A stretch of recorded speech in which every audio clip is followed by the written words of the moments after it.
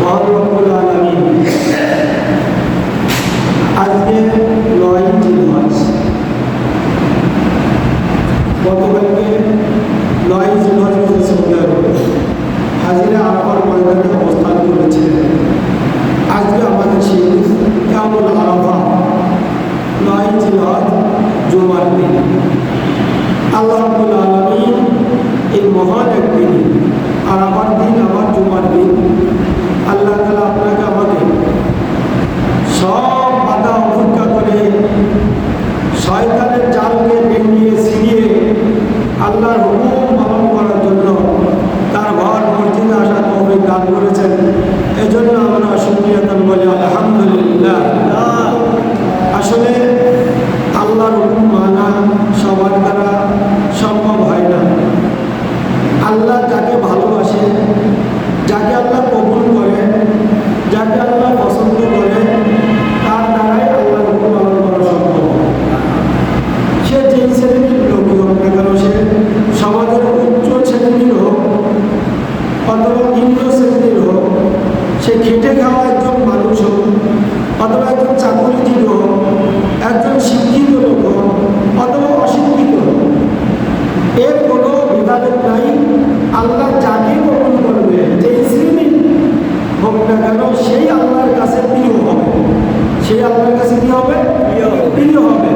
আমরা দুনিয়ার পিছনে অনেক সময় অনেক ধনী লোককে প্রাধান্য দিই, অনেক সময় অনেক বন্ধুকে প্রাধান্য দিই, শক্তিশালীকে প্রাধান্য দিই, কিন্তু আল্লাহর বিচারে যার অন্তরে তাকওয়া আছে, যার অন্তরে খোদা ভীতি আছে, সে বড় লোক হোক, ছোট লোক হোক, গরিব হোক, ধনী হোক, এটা কোনো দেখার বিষয় না আল্লাহর কাছে। আল্লাহর কাছে দেখার বিষয় কার অন্তরে আমি আল্লাহর ভয় আছে, আমি আল্লাহর ভয় যার অন্তরে থাকবে, আমি আল্লাহর বন্ধু হিসেবে সে গণ্য হবে। সে গরিব হোক, যদি আল্লাহর ভয় অন্তরে থাকে, সে গরিব লোকটা আল্লাহর বন্ধু হিসেবে গণ্য হবে। সে ধনী হোক, যদি তার অন্তরে আল্লাহর ভয় থাকে, তাহলে সে ধনী লোকটা আল্লাহর কাছে বন্ধু হিসেবে গণ্য হবে। সে খেটে খাওয়া দিন মজুর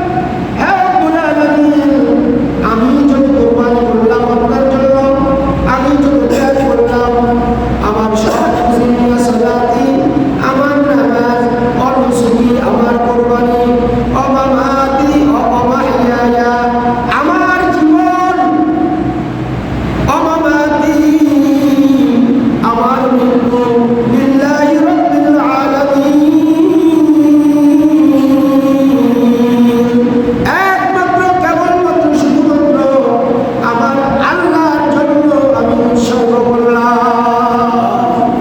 দুনিয়ার কোনো মানুষের জন্য নয়, কোনো আমল দুনিয়ার মানুষের দেখানোর জন্য হবে না, কোনো মানুষ কোনো আমল দুনিয়ার মানুষের গাল বাঁচার জন্য হবে না। সব আমল হবে একমাত্র কার জন্য? আল্লাহর জন্য। আমার কোরবানিটা হবে কার জন্য? আল্লাহর জন্য। ইন্না সালাতা ওয়ান নামাজ হবে কার জন্য? বলেন আমার নামাজ হবে কার জন্য? আল্লাহর জন্য। অনুসুকি ইন্না সালাতা ওয়া নুসুকি আমার কোরবানি হবে কার জন্য? আল্লাহর জন্য। আমাহিয়া আমার জীবনটা কার জন্য? ইব্রাহিমের কথা দেখুন, আমার জীবনটাও কার জন্য? আল্লাহর জন্য। আমামাতি আমি যে মরবো আমার মরণটা হবে কার জন্য? আল্লাহর জন্য। লিল্লাহি রাব্বিল আলামিন কার জন্য? আল্লাহর জন্য। যার কারণে ইব্রাহিম এইভাবে উৎসর্গ করতে পেরেছিলেন। প্রত্যেকটা ক্ষেত্রে আমি ধারাবাহিক আলোচনা বলেছিলাম, গত সপ্তাহ পর্যন্ত আলোচনা হয়েছিল না, কয়েকটা পরীক্ষা আলোচনা হয়েছিল, তাই না? 3 নম্বর পরীক্ষা, বড় বড় পরীক্ষা। তার 3 নম্বর পরীক্ষা ওই যে মনে আছে, ওই যে মিশরের বাদশাহ ফেরাউন সিনার ইবনে ইলমান, সেটা বিবি সারার সঙ্গে অপকর্ম করতে গিয়ে একটা শেষ পর্যন্ত মা হাজরা আলাইহিস সালাম সারাকে কি দিলেন? উপহার দিলেন, খেদমতের জন্য একটা দাসী নামনি হাজরা নিয়ে আসলেন। হযরত ইব্রাহিম আলাইহিস সালাম তো নিঃসন্তান, 98 বছর বয়স, কোনো সন্তান হয় না। এবার বিবি সারা অনেক সুন্দরী ছিলেন, তিনি বললেন স্বামী গো, আমাদের কোনো সন্তান হয় না, এই বাচ্চা যখন এই হাজরাকে হাতে হিসেবে দিয়েছে, এটাকে আমি আপনার সাথে বিবাহ দিতে চাই। বড় স্ত্রী বলতেছে স্বামীকে যে একে আপনি বিবাহ করে নেন, আমাদের সন্তান হয় না, যদি একটা সন্তান হয়। আল্লাহ তাআলার কুদরত বোঝা মুশকিল, ঠিক না ঠিক? মা হাজরা আলাইহিস সালামকে বিবাহ করার পরে সন্তান গর্ভধারণ হলো এবং সারা আলাইহিস সালাম প্রথম স্ত্রী সতীন হিসেবে তার গায়ের ভিতরে পূজা লাগলো, একটু খারাপ লাগলো। আর সাধারণত একাধিক স্ত্রী থাকলে যে স্ত্রী নিঃসন্তান, তার থেকে সন্তানওয়ালা স্ত্রীর প্রতি স্বামীর মনটা বেশি জোড়া থাকে, থাকে কি থাকে? একটু মায়াও পেয়ে গেল হাজরার প্রতি, ইব্রাহিম আলাইহিস সালামের সন্তান হওয়ার কারণে। হযরত সারা আলাইহিস সালাম এত রাগ হলেন যে তোমার খাতে পিছিয়ে বাইরে তোমার মধ্যে আমার স্বামী মায়াও পেয়ে যাচ্ছে, সন্তানও তোমার হলো, এটা হয় না। উনি জিদ করে পছন্দ করেছে যে আমি তো কান ছিদ্র করে দেবো, কান ফুটো করে দেবো, তোর যদি খারাপ দেখা যায়, স্বামীর মহব্বত করা যায়। পছন্দ করছে, পছন্দ করলে তো সেটা পালন করতে হবে। হযরত ইব্রাহিম খলিলুল্লাহ যখন ঘরে আসছেন, সারা বলতেছেন ওগো স্বামী, আমি তো পছন্দ করেছি। তো ইব্রাহিম আলাইহিস সালাম বললেন তুমি পছন্দ করো না কেন? আমি চিন্তা করে বলছি তোমার পছন্দ করে করতে হবে, একটা কাম করো, শুনিয়ে ছোট্ট করে একটা চিহ্ন করে দাও, তাহলে তোমার পছন্দ হয়ে যাবে আর হাজরার কোনো ক্ষতি হবে। চিহ্ন করে দিল বা একটু ছোট্ট করে গুণা বা তার কথা কানের মধ্যে ডুবাই রাখো, অলঙ্কার এমন দেওয়া যায়। এখন দেখে সারা আলাইহিস সালাম যে আমি পছন্দ করে কি করলাম, এখন তো হাজরা সৌন্দর্য আরো বাড়িয়ে গেছে, কানের মধ্যে দুটো রাখি নিয়ে সৌন্দর্য বাড়ে না। পৃথিবীর ইতিহাস জেনে রাখেন, সর্বপ্রথম কান ফোড়ানো এখান থেকে শুরু হয়। এর আগে কোনো কান ফোড়ানো ছিল না, কান ফোড়ানো ছিল না। ওনার পছন্দ করে কান ফোড়ালো, ছোট্ট করে কানের ভিতরে সুতা বা গুণা জাতীয় কিছু বেঁধে দেওয়া হলো, তাতে ওনার কানের সৌন্দর্য কি গেল, বেড়ে গেল। এবার হযরত ইব্রাহিম আলাইহিস সালাম চলছেন, ইসমাঈল আলাইহিস সালামের জন্ম হয়ে গেছে। হযরত মা সারা আলাইহিস সালামের রাগ আরো বেড়ে গেছে। আল্লাহ ভালোর জন্য এখন স্বামী দেখি তার দিকে তার ভালোবাসা বেশি, সন্তান তার, ঠিক না? এবার বললো, পছন্দ করে বললো তোমার পায়ে আমি বেড়ে দেবো, শিকাল ভরাই দেবো।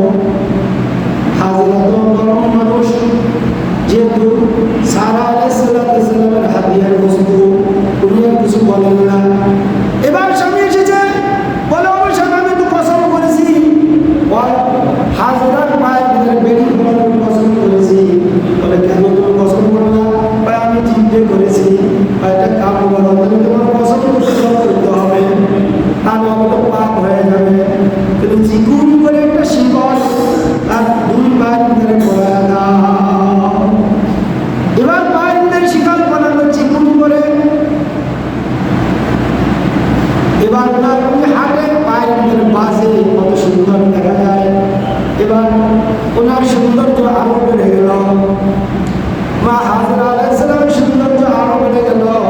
ইতিহাস প্রমাণ করে পৃথিবীর ইতিহাসে পায়ে নুপুর পরা ওখান থেকে শুরু হয়। মেয়েরা যে পায়ে নুপুর পরে, এই নুপুর পরার ইতিহাস ওখান থেকে শুরু হয়। অবশ্যই আমি আর মানতে পারছি না, আল্লাহ রাব্বুল আলামিন আরেকটা পরীক্ষা করবেন ইব্রাহিমকে। কোরবানি কাকে বলে? আমাদের কোরবানি কি এরকম হচ্ছে? মিলাবেন। কোরবানি মানে ত্যাগ করা, মুহাব্বতের বস্তুকে ত্যাগ করতে হবে। 98 বছর বয়সে হযরত ইসমাঈলের জন্ম। নবুয়তের বাগানের ছোট্ট কচি ফুলটি কত সুন্দর নুরানি চেহারা, মায়াবী চেহারা। ইব্রাহিমের ভালোবাসা সন্তানের প্রতি সম্পূর্ণ হয়ে গেছে।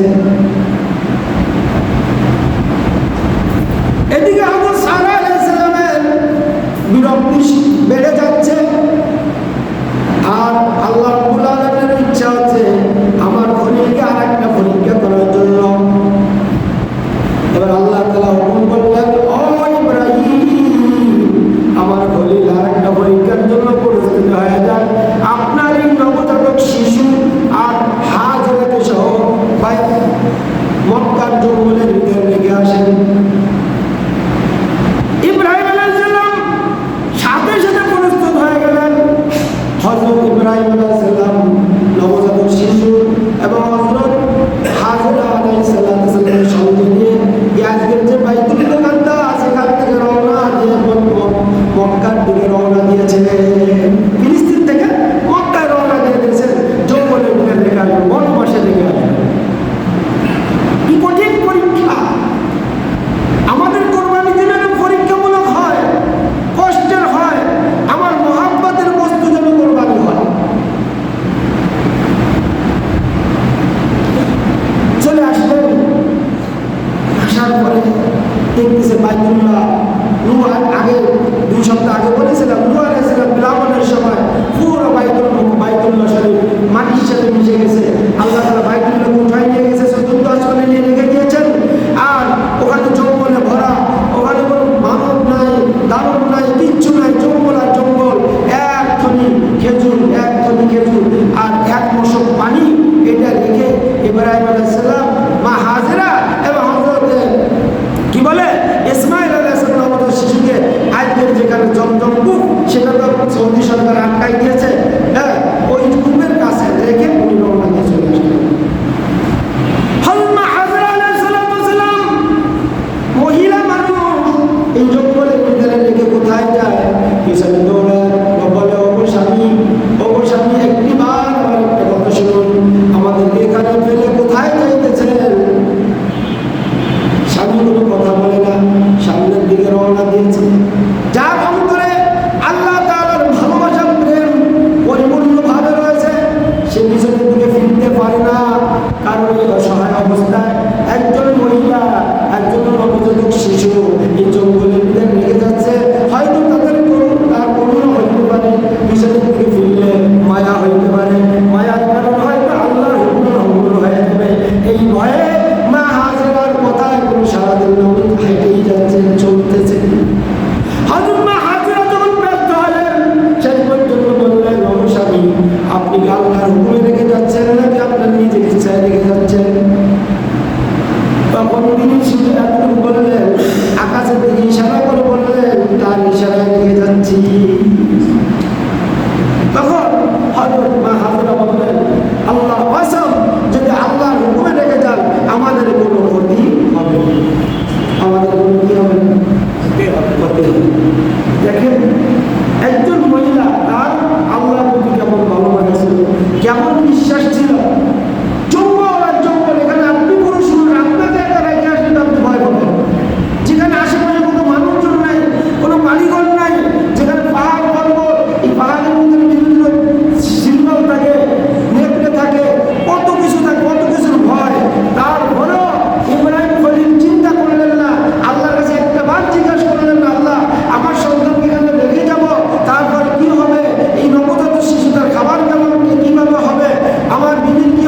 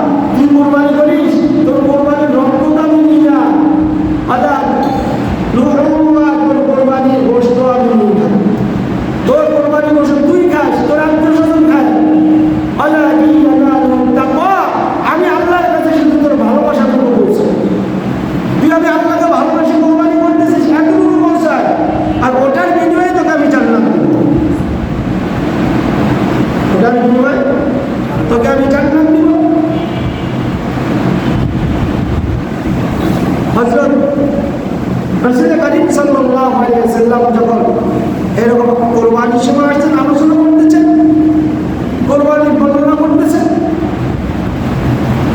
সাহাবারা আরজ করলেন, قال أصحاب رسول الله صلى الله عليه وسلم ما هذه الأضاحي يا رسول الله يا رسول এই যে কোরবানি করি আমরা, উট জবাই দিই, উট নহর করি, গরু জবাই দিই, ছাগল কোরবানি করি, এটা কিসের থেকে, কিসের বদলায়, কি এটা?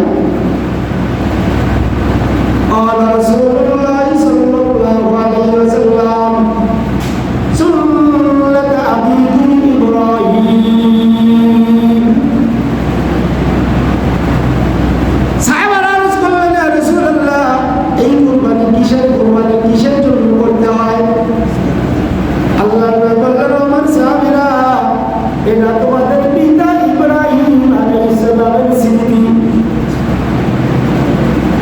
ইব্রাহিম আল্লাহর জন্য কুরবানি করেছিলেন, সেই স্মৃতি তোমাদের জন্য করতে হবে।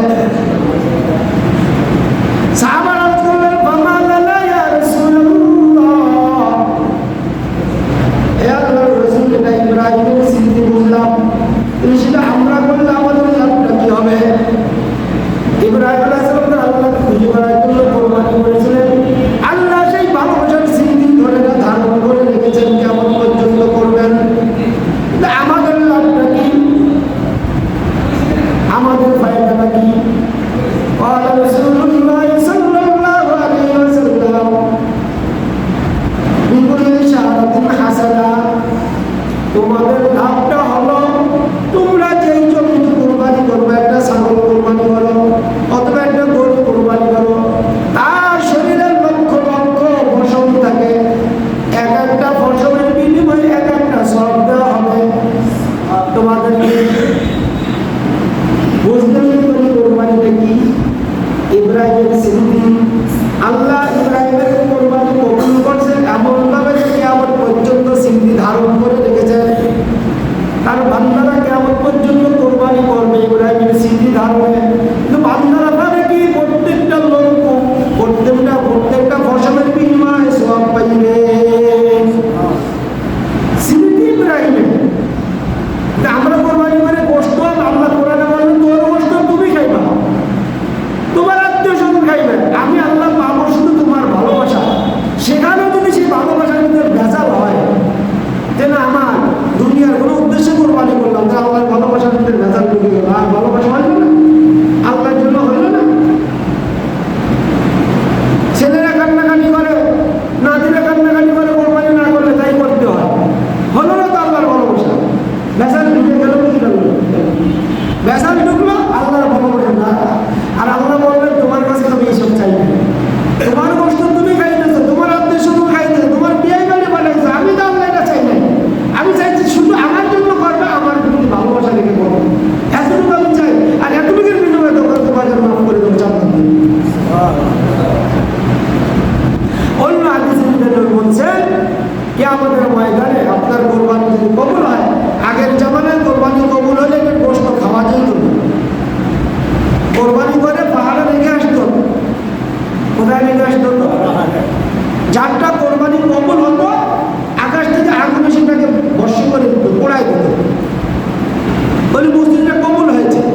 আর যারটা পোড়াইতো না, ওখানে পড়ে থাকতো, ওটা কবুল হয়। বুঝলেন? কোরবানি গোশত আগে খাওয়া যায় ছিল না উম্মতের জন্য, আগে উম্মতের জন্য।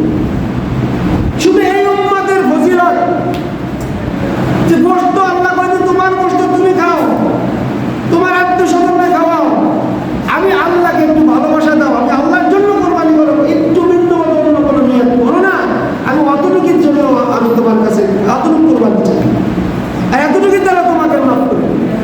কিয়ামতের ময়দানে আপনার কোরবানি যখন কবুল হবে, এই কবুল মাকবুল কোরবানি আল্লাহর নবী বলতেছেন ইয়াতি ইয়াউমাল কিয়ামাতি বিজাতিহা ওয়া কুলুবিহা, সে সবল তরুণাজা জন্তু হয়ে তোমার সামনে হাজির হবে। সুবহানাল্লাহ। যেই ময়দানে মাহশরে কোনো বাহন থাকবে না, কোনো ছাতা থাকবে না, পায়ের নিচের মাটিগুলো গরম কামার মতন হয়ে যাবে। এই কঠিন মুহূর্তে আপনার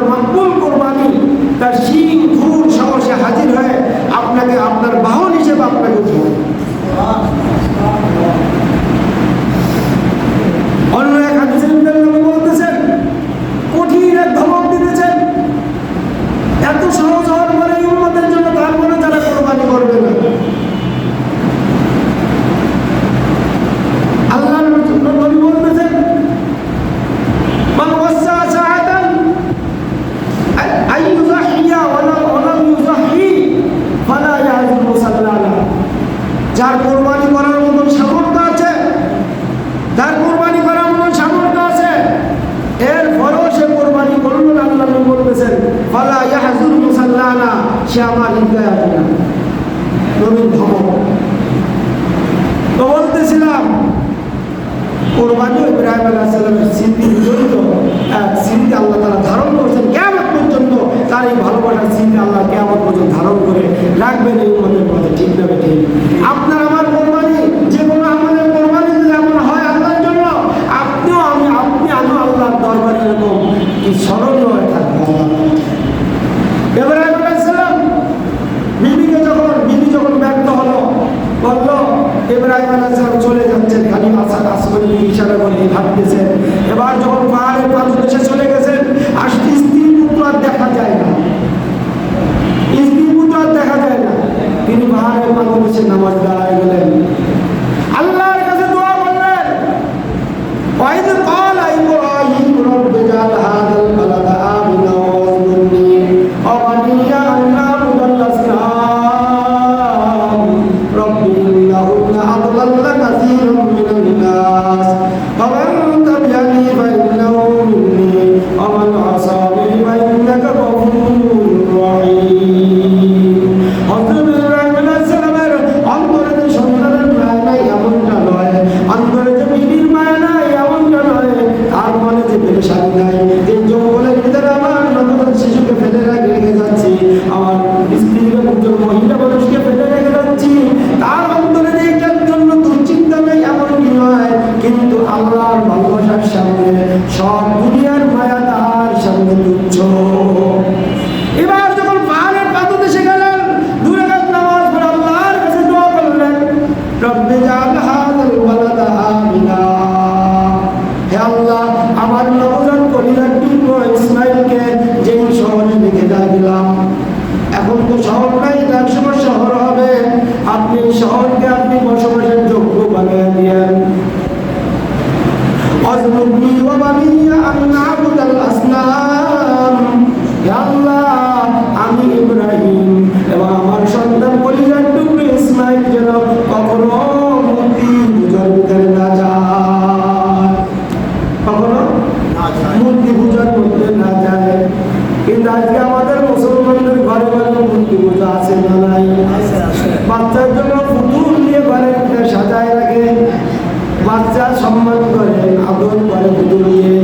বড় বড় পুতুল এখন দেখা যায় ঘরের ভিতরে লাগায় রাখে। আগে তো দেখতাম ছোটবেলা ছোট ছোট পুতুল খেলনা, বড় বড় পুতুল ঘরে রাখে মুসলমান। হযরত ইব্রাহিম বললেন, আল্লাহ ওয়াজনুনি ওয়া বানিয়া আন না'বুদাল আসনাম, আমাকে আর আমার সন্তানকে আপনি মূর্তি পূজার থেকে দূরে রাখেন। রব্বি ইন্নাহুন্না আদলাল্না কাসীরাম মিনান নাস ফামান তাবি'আনি ফাইন্নাহু মিন্নী ওয়া মান 'আসানি ফাইন্নাকা গফুরুর রাহিম। আল্লাহ, এই মূর্তি লক্ষ কোটি মানুষদেরকে জাহান্নামে নিয়ে যাইতেছে। আল্লাহ, যারা মূর্তি পূজা করবে তাদেরকে আপনি হিদায়াত মাফ করে দিন, আর যারা ইব্রাহিমের অনুসরণ করবে তারা আমি ইব্রাহিমের দলভুক্ত হয়ে জান্নাতে যাইবে। রব্বানা ইন্নী আসকানতু মিন যুররিয়্যাতি বিওয়াদিন গায়রি যী যার'ইন ইনদা বাইতিকাল মুহাররাম রব্বানা লিয়ুকিমুস সালাতা ফাজ'আল আফ'িদাতাম মিনান নাসি তা'ওয়ি ইলাইহিম ওয়ারযুকহুম মিনাথ থামারাত লা'আল্লাহুম ইয়াশকুরুন। রব্বানা, হে আল্লাহ, আমার কলিজার টুকরো ইসমাইলকে আমি এমন এক জঙ্গলে রেখে যাইতেছি আপনার হুকুমে। আমি সন্তানের ভালোবাসাকে প্রাধান্য দিলাম না, আপনি আল্লাহর হুকুমকে প্রাধান্য দিলাম। আমি আমার স্ত্রীর ভালোবাসাকে প্রাধান্য দিলাম না, আমি আপনি আল্লাহর হুকুমকে প্রাধান্য দিলাম। কিন্তু আসকানতু মিন যুররিয়্যাতি বিওয়াদিন গায়রি যী যার'ইন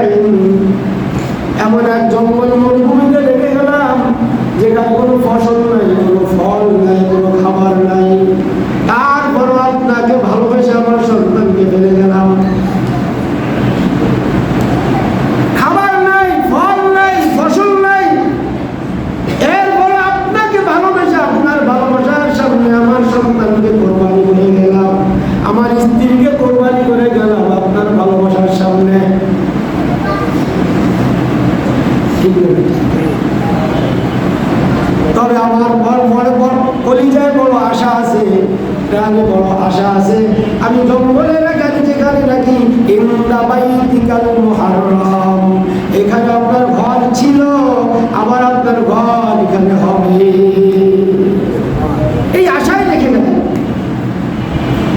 তবে আল্লাহ আপনার কাছে আরো একটা দোয়া করতেছি, আমরা আমার সন্তান এবং আমার বিবিকে যেমন আপনি নিউক্লিয়ার জঙ্গি জীব জানোয়ার থেকে রক্ষা করবেন, তেমনি আমার সন্তানদের আমাদের যারা অনুসরণ করবে তাদেরকে আপনি নামাজি বানাইয়া দিয়েন।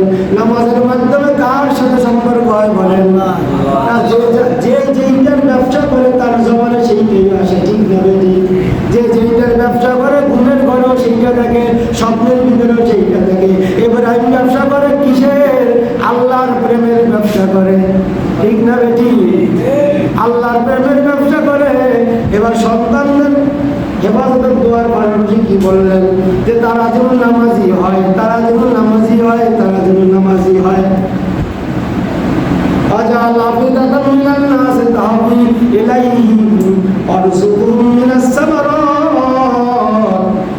পৃথিবীর মানুষদের মন যেন এই জায়গার মধ্যে আপনি ঝুঁকায় দেন, যাতে এখানে বসতি হয়ে যায়।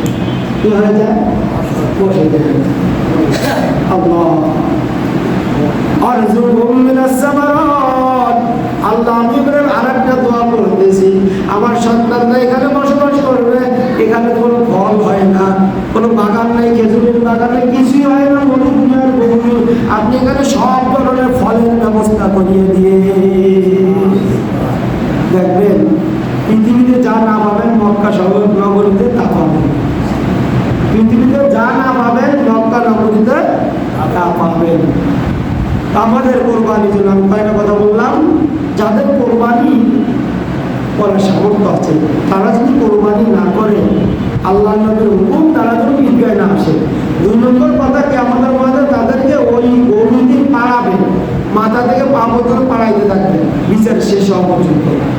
আর যারা কোরবানি করবে তাদের কোরবানি কবুল যদি হয়, আল্লাহ নবী বলতেছেন ইয়াতি বিহা ইয়াউমাল কিয়ামাতি বিযিলফিয়া ওয়া কুরুবিহা, কিয়ামতের ময়দানে তার পরিপূর্ণ জবাই দিয়ে খাওয়া ফেলছেন, কিন্তু ওই খাওয়া নষ্ট যাবে না, পরিপূর্ণ শিংওয়ালা খুরওয়ালা জন্তু হিসেবে আপনার বাহন হিসেবে আপনার সামনে যে হাজির হবে। আল্লাহ তাআলা আমাদের যাদের এখনো নিয়ত করি নেই, সামর্থ্য থাকা অবস্থায়ও নিয়ত করি নেই, এখনো সময় আছে, আল্লাহ সঠিকভাবে দিন পালন করার তৌফিক দান করুন। আল্লাহর জন্য আপনার আমার সমস্ত কোরবানির জন্য কবুল হয় তৌফিক দান করুন। আমিন। আখির দাওয়ানা